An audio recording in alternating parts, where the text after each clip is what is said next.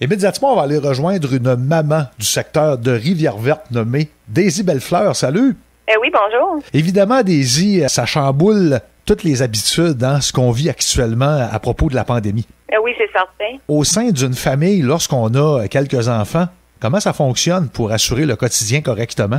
C'est beaucoup mieux si on peut se faire une horaire. Nous autres, comment qu'on fonctionne, les enfants, le matin, ils se lèvent pas tous en même heure, puis je veux pas les forcer non plus à être debout comme à 6 heures, comme un temps normal qui ira à l'école. Quand ils sont levés, ben là, ils ont un petit système de tâches qu'on a implanté, donc ils vérifient c'est quoi leur tâche. Après à peu près une dizaine de minutes par jour, des petites tâches ménagères qu'on demande. Ils se mettent en équipe, fait que ça va mieux. L'après-midi, de 1h à 5h, on a l'horaire d'école que j'ai établi. Du lundi au jeudi, ils vont toucher au français, la mathématique, les sciences, l'anglais, puis de la lecture. Puis le vendredi, on garde ça plus artistique.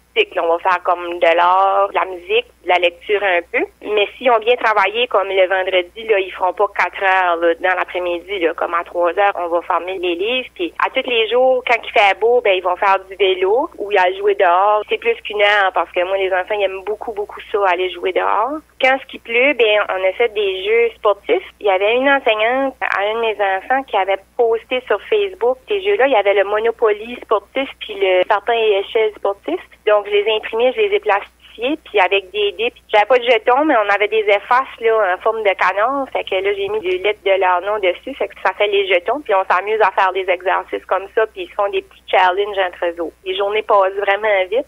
Le soir, après souper, souvent, on va jouer un jeu de société, soit au Toc, au Skip-Bo, au Joker Romy. Fait que ça passait le temps. Pour revenir aux matières comme l'anglais, le français, exemple, on utilise quelle plateforme surtout? Ce qui est le fun, c'est qu'avec les enseignants, ils nous envoient par courriel un peu ce qu'ils veulent. Je vais sur les sites qu'ils nous ont mis, ou ben non, s'ils envoient des documents, j'ai une imprimante, je les imprime, mais si j'avais pas d'imprimante, on peut juste les regarder sur l'ordinateur, puis ils prennent une feuille lignée avec un crayon, puis les enfants sont capables de faire leurs travaux.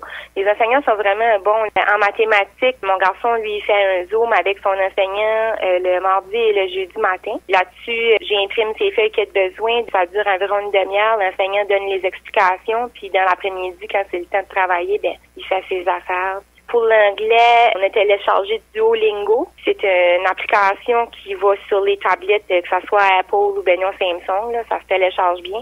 Ça coûte rien. Puis l'enfant commence à niveau 1. Ça monte tranquillement. Je le fais faire même à mon enfant qui est en 3e année. Puis il adore ça. Là. J'ai même pas besoin de lui demander de le faire. Elle va s'installer avec ses écouteurs. Puis elle va faire Duolingo. Puis elle est vraiment bonne. Elle aime ça. Puis les enseignants, nous autres, sont vraiment bons. Ils envoient par courriel ce qu'ils veulent. On essaie du mieux qu'on peut de faire ça. On demeure quand même très actif. Il y a des échanges. On continue d'apprendre malgré ce qui se passe en ce moment partout sur la planète. On n'a pas le choix. Tu sais, l'éducation des enfants, faut pas trop laisser ça tomber parce que quand ils vont recommencer l'école, si ils en font pas assez, ça va être comme à recommencer, là. Ça les affecte déjà quand on arrête de juillet à août l'été, là. Quand les enfants recommencent en septembre, les enseignants voient que, tu sais, si l'enfant n'a pas fait, là, ça paraît. Fait qu'imagine 4-5 mois sans faire rien, là. Ça va paraître en bout de la ligne puis ça peut les affecter plus tard, là. Et avec ces nouveaux moyens pour se permettre d'être positif, ça permet à la famille de passer de bons moments ensemble. Je trouve ça vraiment agréable parce que je profite du temps de qualité avec les enfants qu'en temps normal, on est tout le temps sur la go,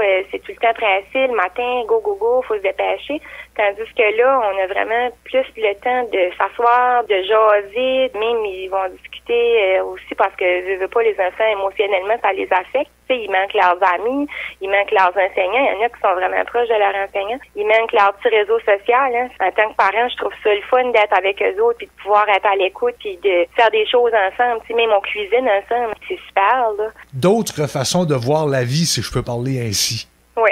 Ça va bien aller. Oui, ça va bien aller. Il faut garder positif. C'est le moins possible de parler des réseaux sociaux aux enfants. C'est correct qu'ils savent un peu c'est quoi la situation, mais pas juste mettre l'emphase là-dessus parce que ça les stresse, ça nous stresse. Il faut voir ça de notre côté. Mettre le positif dans notre vie, c'est vraiment important. Daisy Bellefleur, merci beaucoup. Merci, ça me fait plaisir.